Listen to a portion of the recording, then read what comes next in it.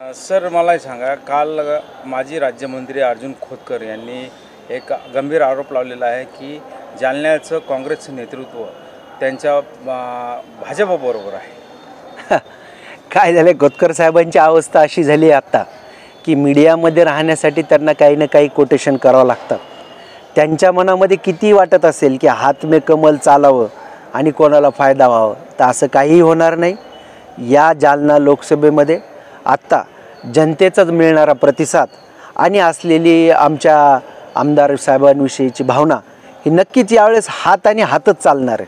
आणि हाताची हवा आणि इंडिया आघाडीचं राहुल गांधी आणि इंडिया आघाडीविषयी जनतेमध्ये असलेली सहानुभूती आणि त्यांच्या कार्यक्रमावर असलेला विश्वास नक्कीच या जालना लोकसभेतील तरुण, शेतकरी, महिला आणि सर्व नागरिक नक्कीच हातच चालवतील आणि हाताचीच हवा या लोकसभेमध्ये आहे.